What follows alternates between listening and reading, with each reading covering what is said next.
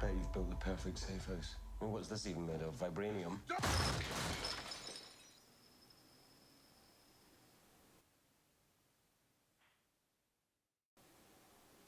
Fall collection. IKEA.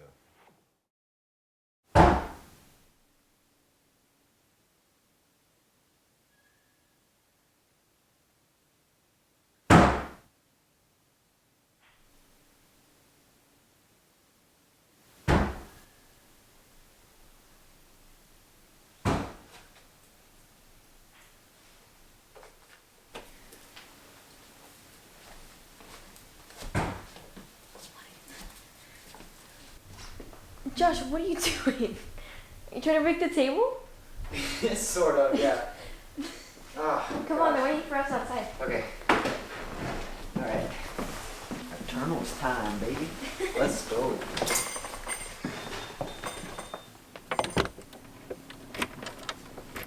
Oh, hi guys, MaJeliv here. Today we are going to be watching Eternals. Marvel. Yeah. Let's do it. So, we are heading to the theaters now. Well, first food, and then theaters. What are we eating? Jersey Mike's. Oh man. Always good. and forever, baby. Not Not the best. advertised, but we love them. Yes, we love guys you, are Jersey great. Mike's. Hello, hello. Hello, hello. We're gonna go check out some Eternals. Yeah, how are we feeling about it? See what all the fuss is about. Well, I think there's a lot of different feelings in the car. I'm ready to see a Chloe Zhao movie. It's my first Chloe Zhao movie, so there's that. There's a sense of discovering her style, although how influenced by the Marvel universe it's gonna be, I don't know. I'm very intrigued as a Marvel fan to see these, you know, almost what seems to be overpowered beings suddenly emerge amidst.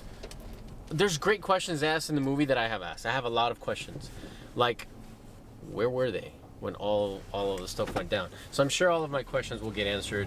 Marvel has yet to leave me wondering all too many big questions.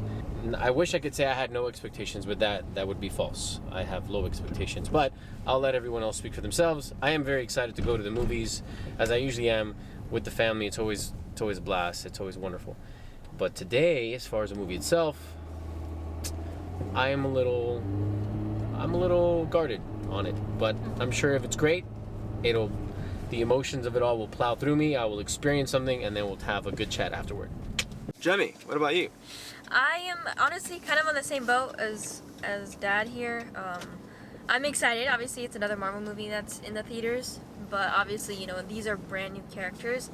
So to see it as like an introduction film, you know, like introducing all of these characters.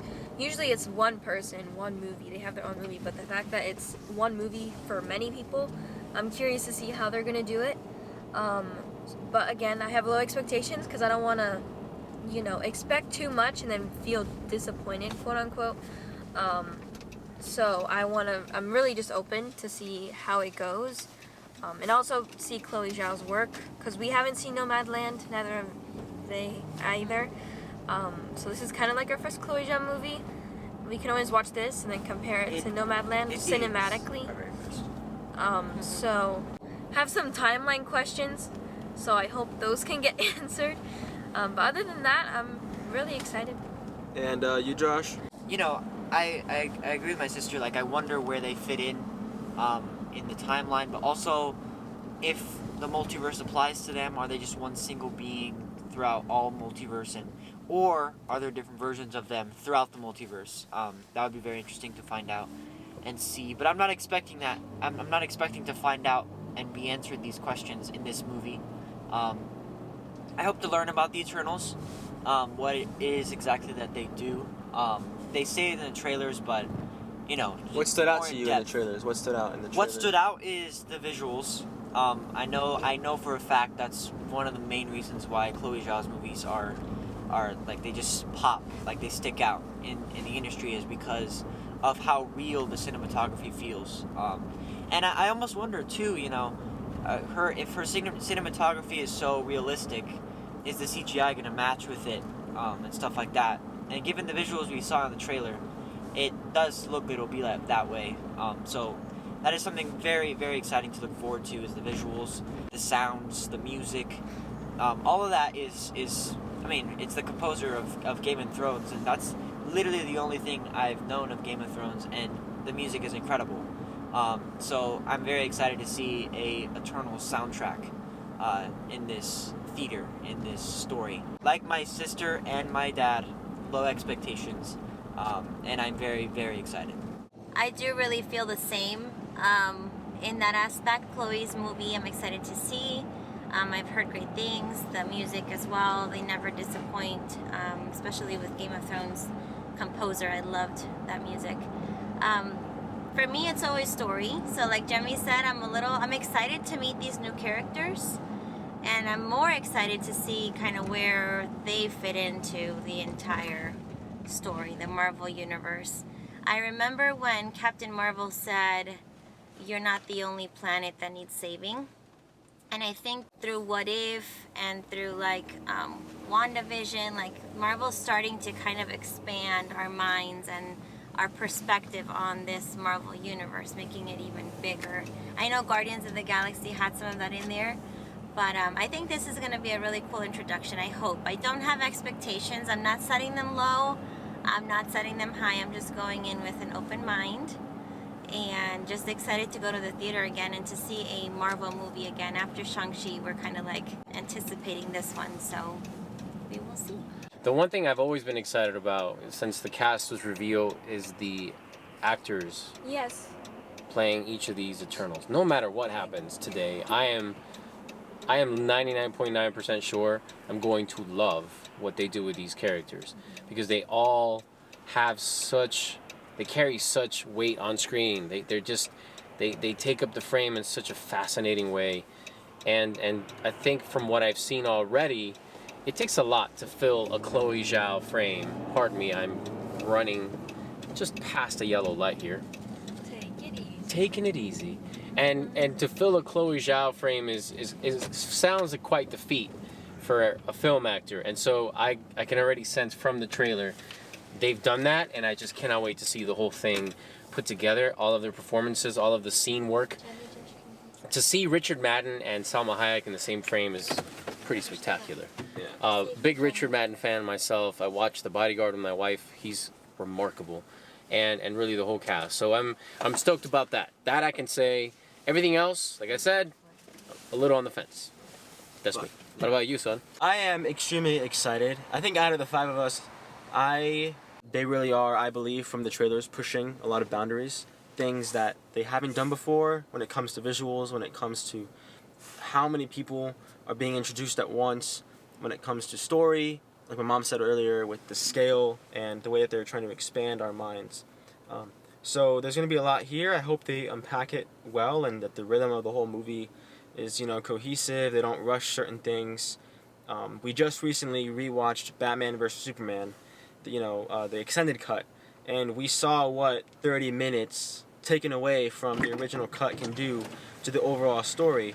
And that this movie is the same length, 2 hours 30 minutes. So the question always is, how much of this movie was left out? How much character building was taken out just to keep the time shorter? So I guess we'll see if it was worth it, and if the story still feels full and right, I guess. But anyway, we are excited. We're about to eat our Jersey Mike's. We're running a little late, but we are going to go to the theaters. We're going to give our initial reactions after, and then we are going to head home. And after we've processed the movie, we are going to give our breakdown, reaction, review, and kind of give our thoughts on the little things that stood out of the movie. Big things. We'll go over filmmaking, the filmmaking aspects, cinematography, directing, all that. And then the acting, performances, story. We're going to go through everything. So thank you for joining us today. We hope you guys enjoy our reaction. And here we go. Let's watch Eternals.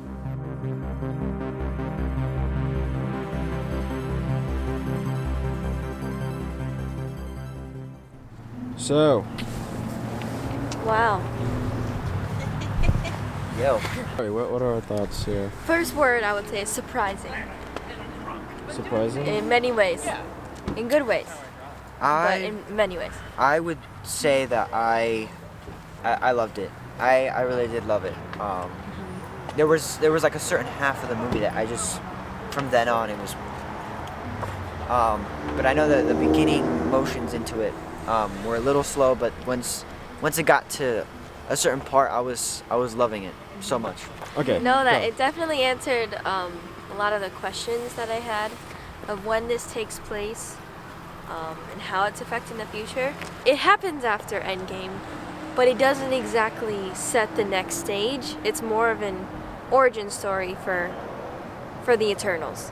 Like Yeah. like Shang-Chi, where you kind of get his story even though it's occurring during the same time. It's like that. I want to cuz it's don't expect a certain storyline or a way for things to happen. Because one word that I could describe towards this movie is unpredictable. You can't really predict what's going to happen next if you don't know the comics or you don't know who exactly are the Eternals. So there's a lot that it can be very unexpected, and I think that's a very good word for this movie. How do you feel about the movie then? Okay. So, I had low expectations. And that was, I think, maybe wise, because I absolutely loved what I saw. I made a comment at the beginning of this as far as the performances. Yeah, was not disappointed. At all. Not at all disappointed. That's as much as I could say for now, because anything else I say would probably be a spoiler to what you may experience when you see this movie. Man, this visually is delicious. I'm still thinking so much about this movie. There was so much there that I was not expecting at all. I do think for any comic fan that has heard of the Celestials, the Eternals, is it Deviants? Yep. Yes. Deviants, when I used to be confused about Thanos, some people were like, oh, he's such and such, whatever. I think their minds would have been like, how could they ever create a movie where you have these Celestials? Because how do you do it? But I think the way that they brought that to life was like amazing. I think I would have been like, how are they going to do that? And I think I would have been pleasantly surprised by what this movie was able to do with that story, that comic, that Yep. history.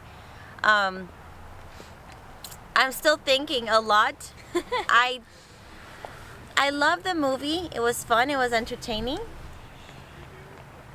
The story, I'm still kind of deciding how I feel about it. I was expecting a lot of different things like the trailer showed us, and clearly it was not that. I think that's really what kind of threw us a bit off. Yes. Off. What is it called? Off guard. But I mean, I would expect that from Marvel though, because they like to trick people and throw So- things in there. And I'm also curious about what the future holds with Yeah. these new after credits. So, yeah, very beautifully done though, I think. Okay, so my turn. I loved it. I did love it. Well, one, I think we've had a kind of a series now of watching big movies. In terms of scale, we just saw Dune, which we hope to give our thoughts on very soon. And that was, talk about a cinematic experience, like my dad was saying earlier. And you have a movie that blends and fuses, reality and special effects so well that it's hard to not compare this to that, right? But this, I would say, compared to other Marvel movies, does it beautifully.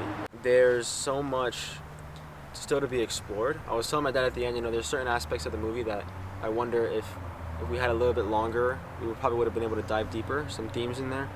But all in all, I'm really excited for the future. It doesn't set the stage really for the next stage for the heroes we're getting to know now on Disney Plus and stuff.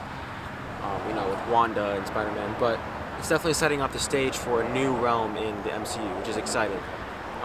So we'll get more on that later. Some people argue about the whole MCU having a formula and how every movie's predictable and how we don't know what's gonna happen next, how we know what's gonna happen next, how every movie's the same, and this is the first Marvel movie. One of the first where I'm like, I genuinely don't know what's gonna happen, and that's a good thing to keep us on the edge of our seats. And the things that this movie has been criticized for, I think were replaced. I don't know. We'll get more into that later because I don't want to get into spoiler realm. But we're gonna process this more in the car as we head home. We're gonna kind of write down some thoughts, some points we want to get on. But moving forward in this video, it is going to be spoiler realm, spoiler frenzy. So if you guys haven't seen the movie, Go check out a theater. This is where we come to. yeah, but go find a theater or any screen you can and watch this movie, and then come watch our breakdown after. There is a lot to talk about, a lot to get excited about. So yeah, here we go. Okay, all right. We have processed our thoughts for a little bit now, and we've kind of sat down. We've written down our thoughts, our notes as to what stood out, what things are important to mention and break down with you guys. So just so you guys know, this is again spoiler moving forward in this video. So come back once you guys have seen the movie. But yeah, so we have cinematography, the production design, the design. At least for me, I really enjoyed the way that they created the technology for the Eternals, the design of the geometrical shapes, and then the way that they kind of created this new sort of energy in the MCU. That is the Eternals energy. I don't know anything else in the MCU that's like it right now. As well as the Deviants. Beautiful CGI there. Yeah. We watched several videos of, Deviants in the comics, but they look so much more graceful and majestic and ancient in the movie. Mom, you were talking about that, right? That was one thing that... I mean, I was so impressed by them. All the scenes with the Deviants were amazing. Yeah. They were beautiful. Like, I would have never expected them to look like that, but I really, really liked how they looked. Yeah, there was a lot there. There was them remaking the renditions of, old cities like the city of Babylon, Tenochtitlan.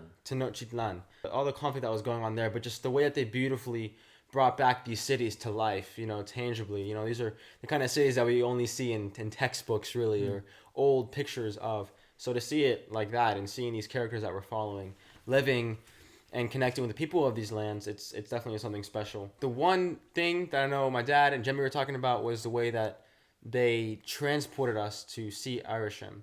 The way that either Ajax or Cersei kind of had that transportation moment, and then all of a sudden Irisham's face just came out of nowhere. That was extremely. It's almost like their background is washing over them into this new dimension. Like usually you see this like you fly into another dimension, right? Or like you zoom into it. But this was like a curtaining of you all of a sudden being in a new realm. Yeah. It was so cool. Yeah. Now, what did we think about the music? How did the music make us feel? I know, Josh, you... Yeah. It was the main... chills, it was the main thing that I listened to, or I used to get excited for the movie. So hearing it in the theaters was just a beautiful, beautiful thing. Whenever I hear good music, it makes me want to cry. So... Yeah, it's just a tear or two were shed. Hits a string, that's for sure. And I was telling him that Goosebumps. The sounds used in this movie I've never really heard before in the Marvel Cinematic Universe. So the sounds of the organs and the way the strings were used here. There were some times actually where it reminded me of Thanos's lament in a way, like with the cello. Oh yes. But it makes sense because Thanos is an Eternal, so there's kind of that connection there. But there's a new sound, so. If they ever come back, the Eternals, one day, I have they do. used an organ before in Marvel?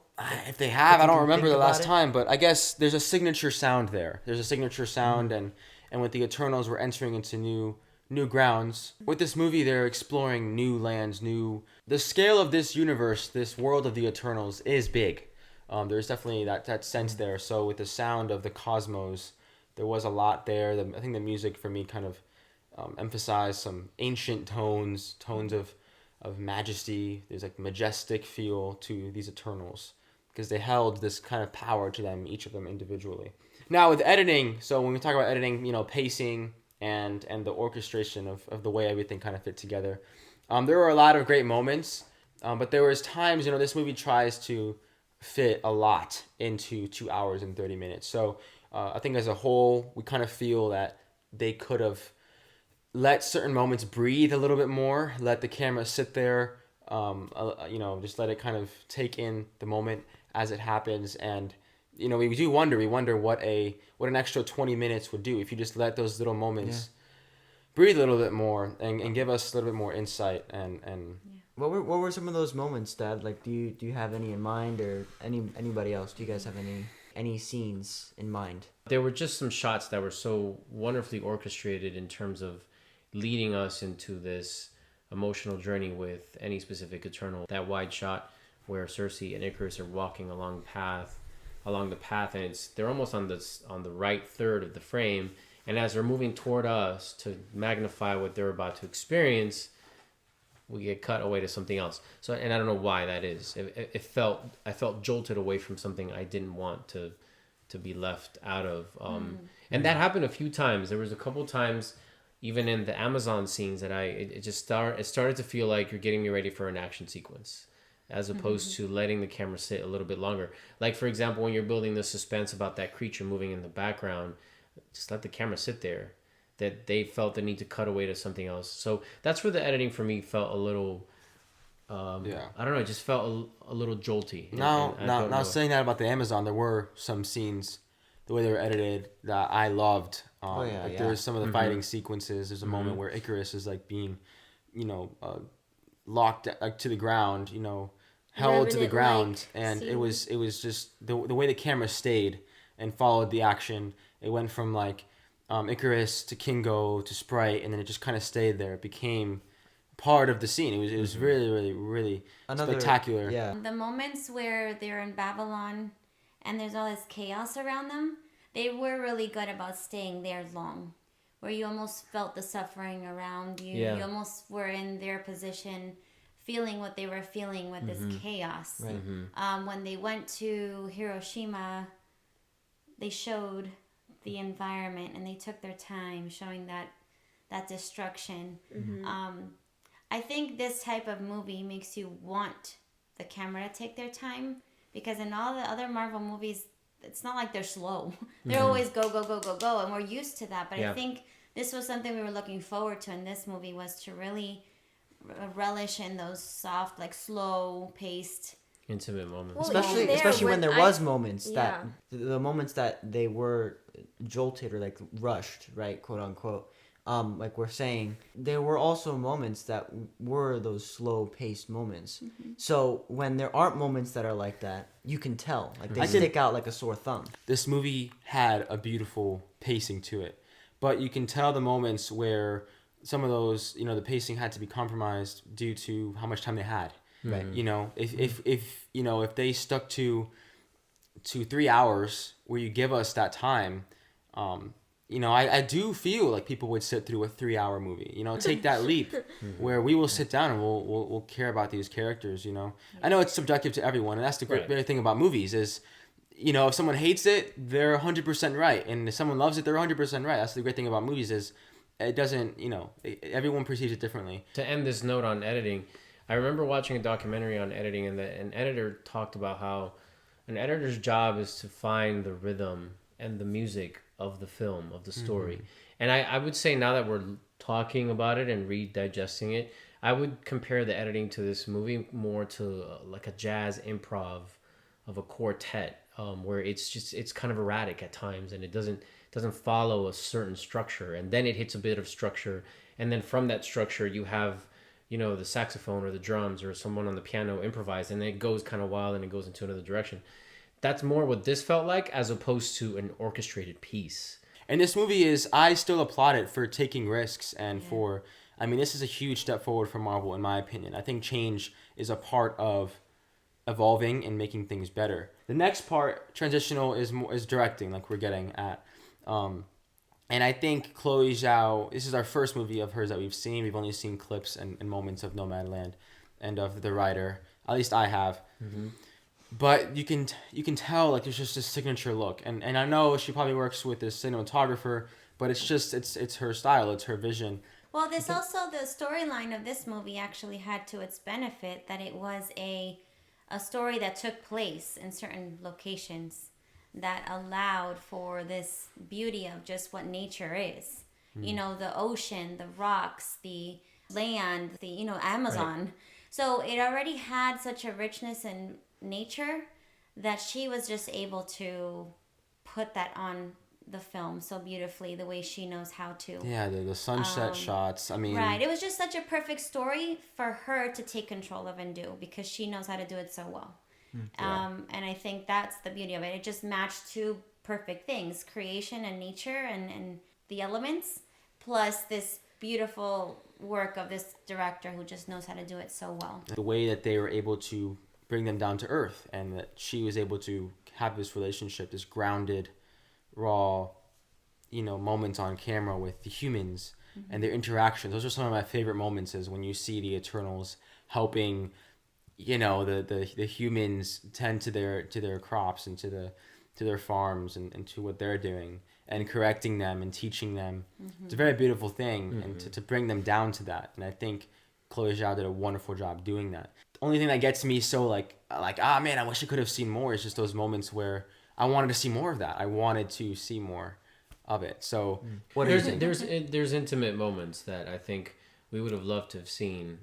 There's some scenes that were described in dialogue that I know we all felt, based on the performances we were already watching, we wanted more of. The scene where Ajax tells Icarus the truth right before he leaves and confuses Cersei out of her mind and her heart. I would have loved to have seen that, when Ajax sits him down or walks with him or whatever it is and says, hey, by the way, I have to tell you something. Yeah. And then he receives that. I mean, Richard Madden is such a fantastic actor, and we'll talk about acting in a minute. Yeah.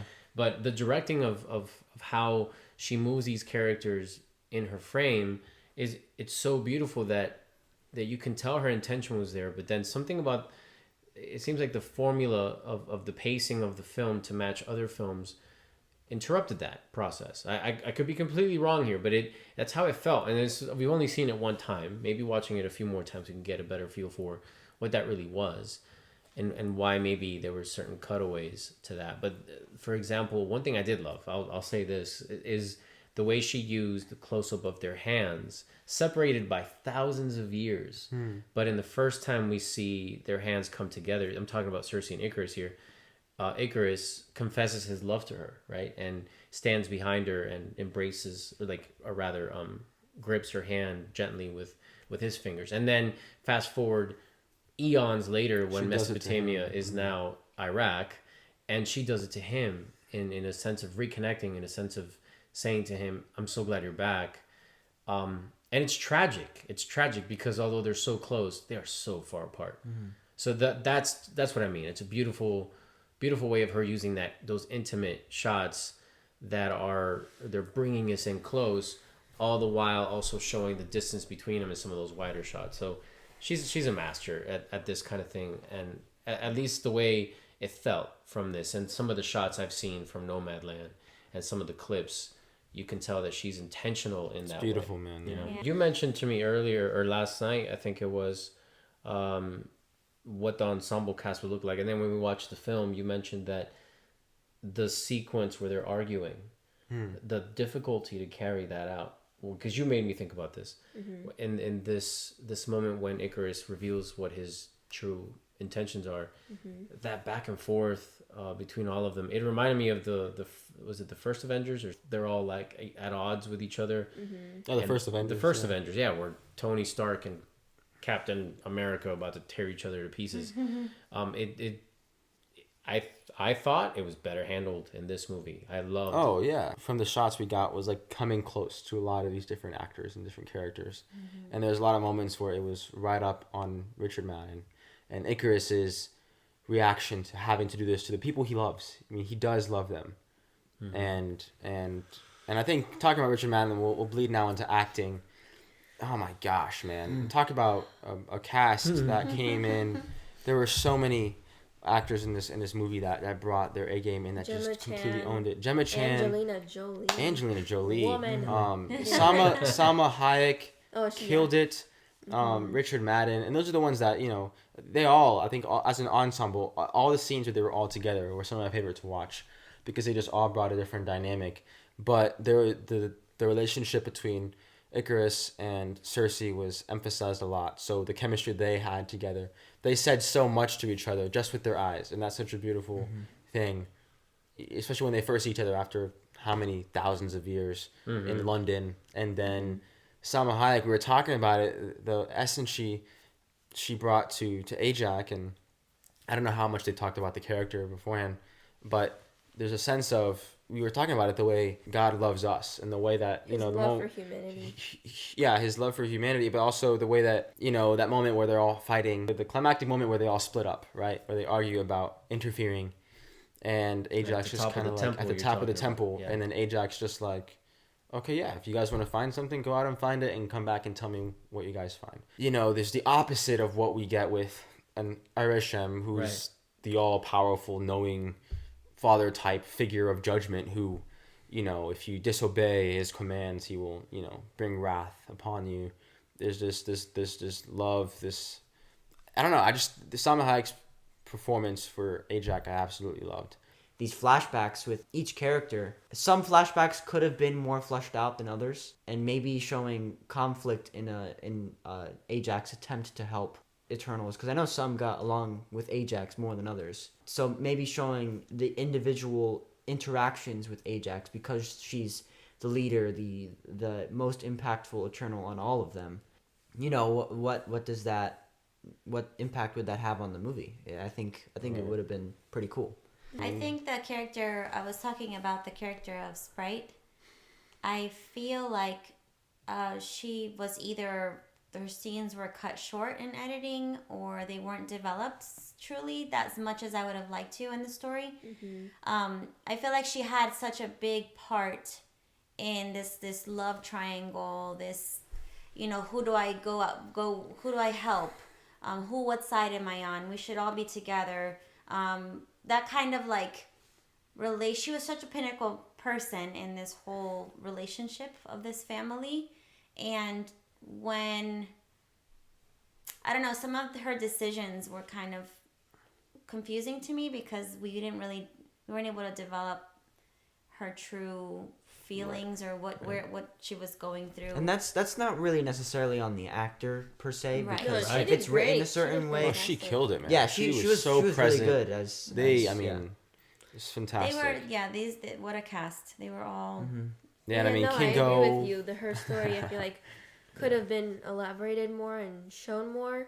Because the more I remember, I don't, like, even that scene in the bar, like, I feel like always her moments, like, of just her by herself was always cut so short. Yeah. So it's hard sometimes to empathize with her when we couldn't experience much with her in that case. Yeah, and as well as, like, there's certain characters that, like, Kingo, for example, I think he was written to be the jokester in the group, like the comedic relief. yeah. Right.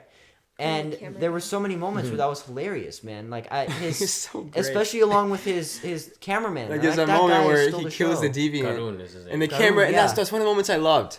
They easily could have cut away, but the camera stayed on kept him it, as the thankfully. blood of the deviant kept squirting on his face, and he's like, "You got that?" And he goes, "I got that, sir." It's so great, man. Yeah, it was It's so just great. I so. loved it. I mean, it's. Man, I just loved it. I do. The more I let it sit in this cast, it's such a hard thing to do. They were so ambitious with this movie. Angelina Jolie, let's talk about her for a Oh second. my gosh. Oh my gosh, man. Her stillness, and we talked about how she just truly, at least for us, really, she reminded us a lot of Anthony Hopkins' performance in The Father with, dementia and the sense of truly, truthfully bringing that. Well, her the symptoms, realistic like the way she showed it, portrayal was of so realistic. Even though she's such an out of this world character, literally out of the world. Right. So the fact that the way she portrayed it was beautifully done. And honestly, with the movies that I've seen her in that I've actually been old enough to see, I'm pretty sure she's been in other amazing movies. I would say this is one of my favorite performances of hers so far that I've seen. So I was really excited. Even going into the movie, I was looking forward to her performance, and I definitely was not disappointed. Yeah. I wanted more of Makari. Makari, oh my The gosh. speedster. I wanted more of her. We Yes. didn't, Yes. There we wasn't get a to lot of see her. enough of her. We got a little bit more of Druig, but Makari, she's so present. So much came through her So through emotions. amazing. Oh my goodness. Yeah. Talk about using your entire body and movement. we talk Especially about her when you yell? take Oh my away. gosh. Oh my She yelled. gosh, Her yell. Oh her my- yell when Druig got beamed by Icarus was so. Another thing too is like another thing to kind of like not counteract, because it would have been beautiful to see more of her stuff in the movie, the character, But then again, there's also those characters that don't change and affect the ones that do. Does that make sense? That they don't really change throughout the story because they already are such rich and pure and wise characters that the only thing we really need to see of them is how they impact the ones that do need to be impacted. Well said. Yeah. Wow. So us not seeing so much of, like, her performance was so beautiful, I would have loved to see more of her work, but in the story sense, that the character is more shown through the impact that it has on others. Like Druid. Wait. Yeah, she did tame his. She tamed like, his anger because they had something. It seemed like they did. Some banter I wanted and to see more of that though. right, of course, yes. Yeah. But yeah, it's just such a rich character, and she delivered it so well. Yeah, man, it was spectacular. Now moving into screenplay and dialogue. Having 4 writers is tough. I mean, once It's you very pass, tough. once you exceed 3 is like already. But I know with Marvel, it's usually because there's a lot of decisions being made, like any big studio, and Marvel's become this huge head, right? Massive studio. Yeah. And this is a big undertaking. I mean, it's a lot. It's a lot to do with this movie. It's extremely ambitious, so it makes sense. But you can tell when, maybe one thing is from one writer, and one's from another.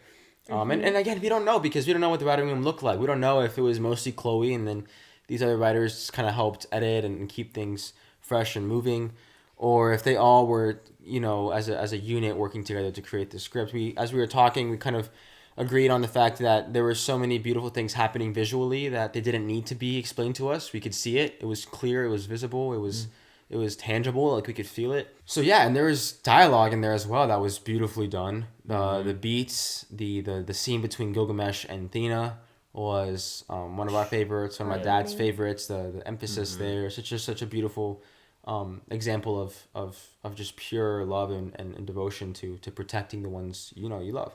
And so there was just a lot of great things there. We also mentioned how the story could have been developed even further and deeper if they would have extended the movie a little bit, but also maybe even left some of it for the next movie. Maybe not have gotten through such a big storyline, but maybe cut it in another section, where we could have waited for the next part of the story. I feel like a lot happened in a movie and it was very fast. Yeah. So story-wise, sometimes I think some things were kind of rushed through. Well, yeah, if you want to do it that way, you can't be afraid to make a 3, almost 4-hour movie. That's the thing. Like, we were recently, maybe a week ago or so, we watched Batman vs. Superman, the Ultimate Edition. It needed to be that long. There was, it looked like a completely different movie. It's fascinating, so sometimes man. Longer is better. Yeah. So if you want to put this much into a movie, you want to do it wisely without cutting something so short so it can be well done. Like, it's okay if it's longer. We've been so blessed with all the series that have been coming out, and we've had more time to sit with these characters and digest the character growth that they're going through. So to not have 6-hour series, it takes some getting used to, but also there's a certain standard and expectation now. So it's having to adjust to that and finding a way to make it work for audience members, We did mention that those were 2 things that impacted our feeling towards this movie.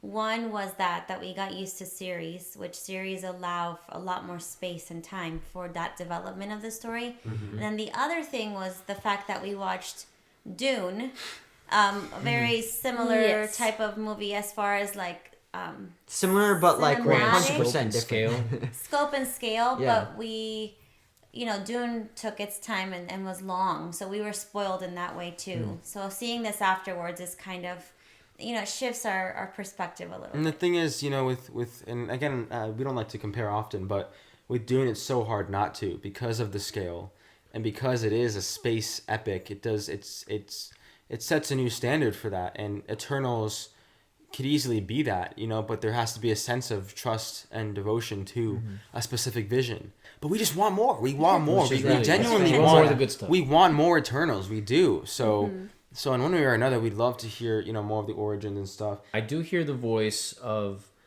this film as it was made because it was meant to come out. And when we revisited the order of things as they were meant to come out. That's the first thing. Right. So when you think about it that way, you have to zero in on a couple characters. So I can hear the defense of what we're saying if they're trying to defend themselves. Clearly, this is a film that was meant to focus on Cersei. And the more we're sitting here digesting all of this, the more I'm realizing, this film really is a what happens to Cersei when she wakes up film. Everything else is supporting that. And I think the problem is, not the problem, but rather the thing that might get in the way is that without meaning to, based on the series we've been watching, we developed an expectation because we truly did fall in love with every single one of these characters. But ultimately, we were also...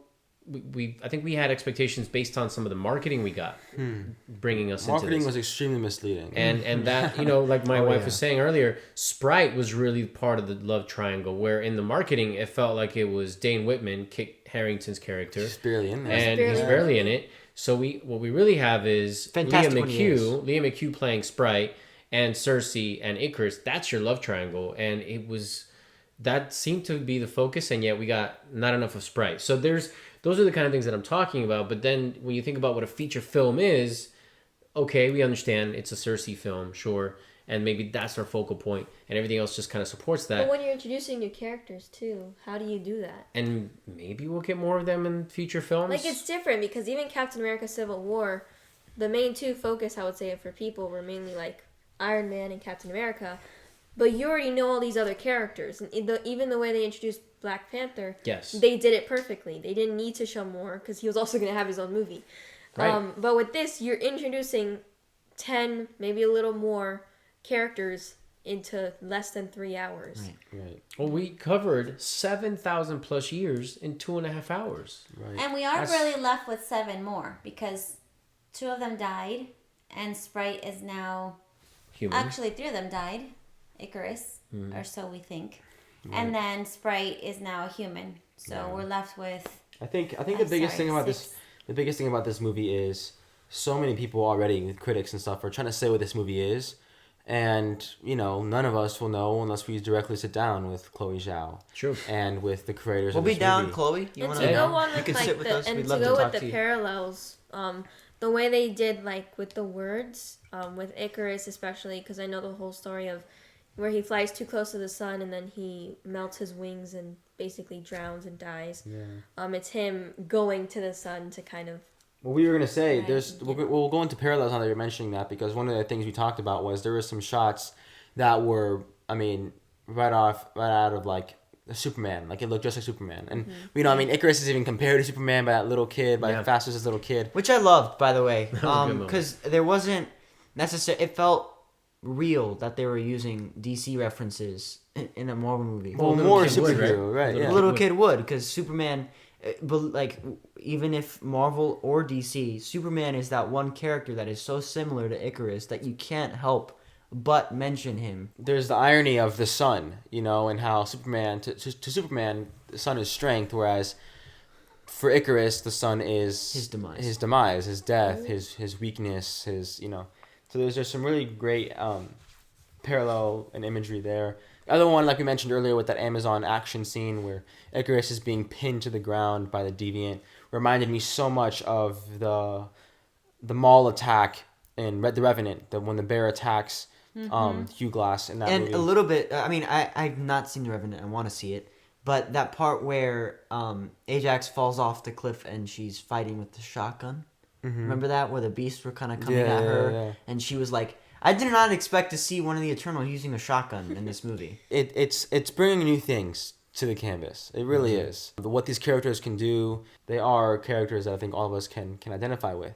Regardless of, they brought in so much. The inclusivity and representation was great. But beyond that, there's certain things that each one of us found us connecting ourselves with each one of them. There's something different about each one of them that we connected to. So... And that's powerful. That means something. I don't necessarily think someone has to be Iron Man or Captain America for us to connect with them. That's one argument that critics say that I completely disagree with.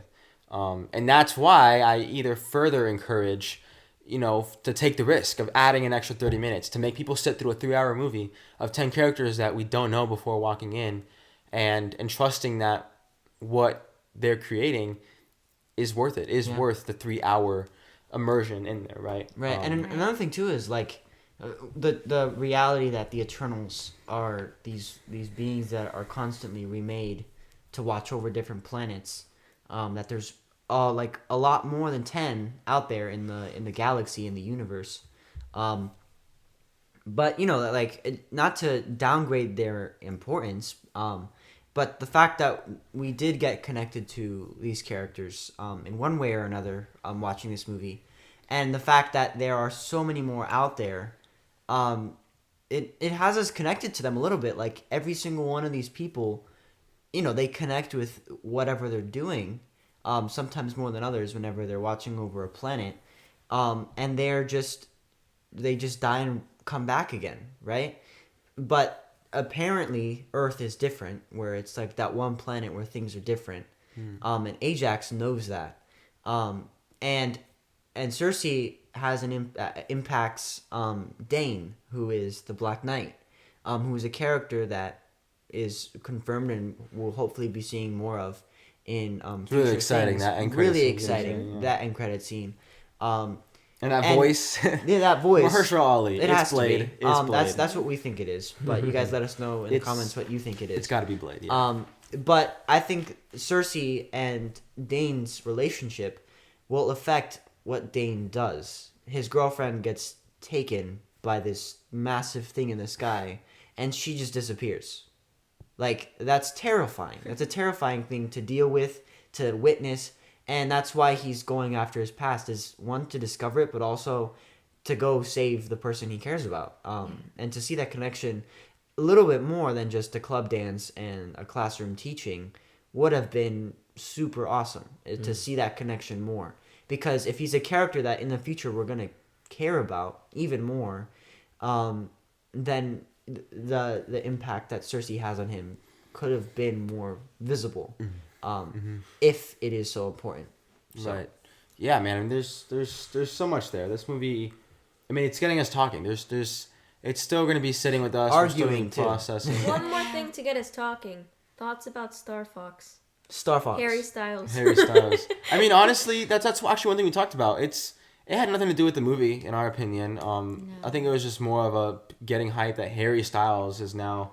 I think that was the big. I don't know how they kept it under wraps.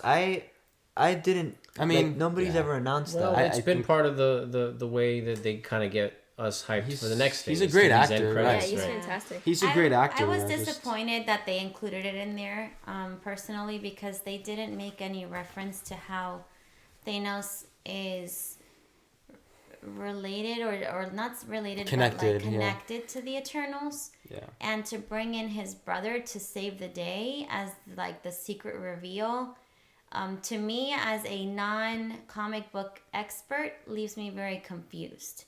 Because I don't know the connection Thanos has to the Eternals and why Thanos' brother is now here trying to help them. And I don't know who he is. I don't know what. And they mentioned Thanos a few times, but they didn't take the time to show us kind of how the Eternals connect with Thanos, or how, I don't know. I think they could have added maybe something. Hopefully we'll see that those puzzle pieces put together. We know who Harry Styles is as a person, and when further researching upon who this Star Fox is, that he's Thanos' brother, who's kind of like Harry Styles, right? So when you see Harry Styles, it delivers. That's who he's gonna be. He's gonna be himself with a Eternals twist in the MCU. So it delivers automatically. So personally, I think it's a smart thing to do. Marketing-wise, it's brilliant. Yeah. Marketing-wise, it's fantastic. And they could have spent a little bit more time connecting us to the Thanos' brother element. When Ajax is talking about the snap and the blip, and how Thanos really is connected to that. Because, talk about devil's advocate, Thanos had the right idea. He saved humanity for 5 years. Let's just be honest. He delayed the destruction of Earth by 5 years. So that element needed to be, I think, flushed out even more. Yeah. And then you bring to light somewhere in there that ooh, Thanos was an Eternal. Look at that. As a viewer who's not a comic book expert, I've now learned that by watching this film. Because Not we, in all the know, end credit. we all know Thanos. Right, because you if know? this is my first Marvel movie and I don't know there's end credits, maybe I have to go to the bathroom and I run out of the theater and I miss that whole Thanos' brother thing. So it's important to think about, if you really are building for the future, you have to make a film like this that is a total spin-off into new era and new territory. Really put in all those pieces so that the story is fully flushed out. Yeah, I mean, it's a lot of exciting stuff. I mean, we really are. We love Marvel. We will never. I mean, Marvel it's brought us closer as a family. Oh yeah. It's given us experiences and moments that we will never forget. Yep. And we will continue to love it and support them, and the stories that they tell, because it brings people together. It brings people closer together. It really does. And some themes that we took away from this movie specifically, there was a lot of themes of loyalty, of love. Icarus's loyalty to Arishem, but then eventually, his love for Cersei and his family, but ultimately Cersei. And then again, the whole thing about free will versus duty, how all of them had free will, but they also had a duty, and how they had to consciously decide what they chose to do with that free will, like we all do every single day. So that was, along with that, there was a sense of humanity in them, right? And it's also another thing too is cause and effect as well.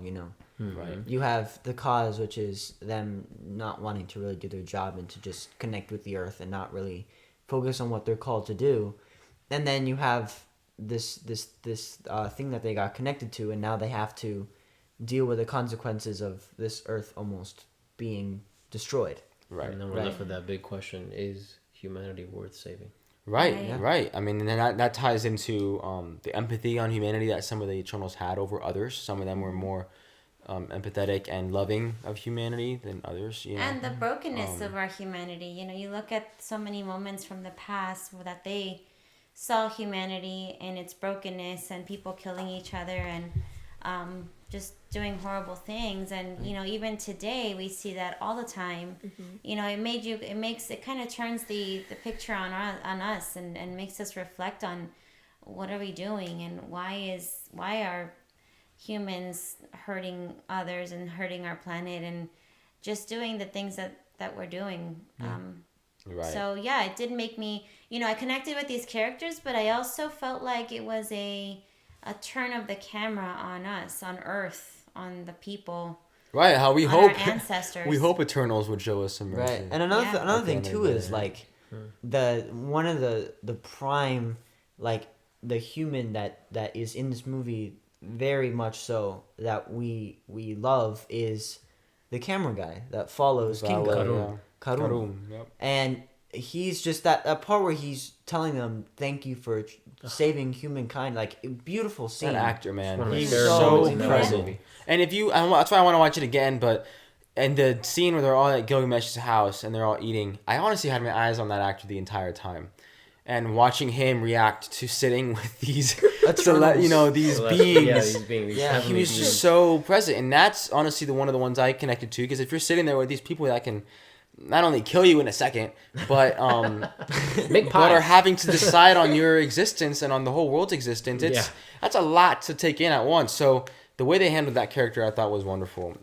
So it was. And that little boy was. Oh my God! Yes, the kid, Fastos' son. The little time he was there, wow, that little boy. A little boy, and Fastos. We haven't talked about him a lot, but his performance, Brian Tyree Henry. Oh my gosh, man, he was so present, so passionate. He brought so much organic, heart, man. so organic. Oh my gosh, and his work. his little comedic moments were subtle. Right. Well, and the reality of his job, which was to create and be the engineer, the inventor, to help them advance in technology. The advancement in technology, and what we're dealing with today with technology, and how it's affecting us in positive and negative ways.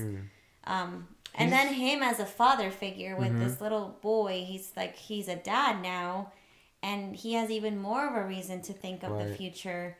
And it brought me back to me as a mom and how I look to the future for my kids. And man, makes you feel like an eternal, but at the same time human. Human. I think it's that scene with Fastos and his husband and his son, and how Icarus and Cersei and Sprite, was Sprite there? No, it was just them two. Cersei and Icarus. When they went over, it reminded me of that scene in Age of Ultron where all the Avengers go to Hawkeye's house. And it's like this little break in everything. And that was another scene that I wish we could have had a little bit more of, which is just more... There's more... Let that moment breathe. We're just sitting in Phastos' house, his reality. That way when he has to get ripped from it, it's... I mean, I loved it. I did love what they were doing there. So probably like more tension with the husband and like how could what do you mean you're leaving? What do you mean you're what? leaving? You're Yeah. what? right. Yeah, 'cause he was like, okay, honey, go save the world. It's okay. Like, no. You would fight me. I'm like, yeah. I'm coming with you. Yeah. Yeah. Right. We'll There's save no- the world together. Right. I'm I'm coming not an with you. eternal, but Oh, yeah. I'm married one. Oh, man, so yeah. we're But- gonna do it. But oh no, there were so many beautiful moments. And honestly, at the end of the day, our message and our final takeaway is we want more. We wanted more of these little moments because they were so good. Yep. That's I think the biggest thing is we loved the Eternals, the concept of the Eternals, and we want to see more of them. So we want to hear your thoughts in the comments and hear what you guys thought of this movie. We know there's a lot of controversy and division right now, but I think it's great. It leaves space for conversation. And we'll see how everything moving forward kind of unfolds and how they're going to do things moving forward. But I do love the risks that are being taken creatively with story and cinematically, right? And we can't wait to see what the future of the MCU holds with these new characters coming up that they announced in this movie and the new stuff coming up in the near future. And it's gonna be pretty awesome to see how it all unfolds. Yeah. But with that, thank you guys so much for joining us today. Thank you for hearing. If you guys have listened all the way through, thank you for listening to us. Thank you for being here. Hash out our thoughts, our review, and our breakdown. But again, if you guys haven't already, you guys can smash that like button and subscribe to this channel. It really helps support us. Do you like this new format of our review? Right. Do you guys like this review? Which little adjustments. We haven't really done it like this before, but let us know what you guys think, what you guys thought. With that, go out there, spread your light, and we'll see you guys in the next MaJeliv video. Have a MaJeliv day. Bye.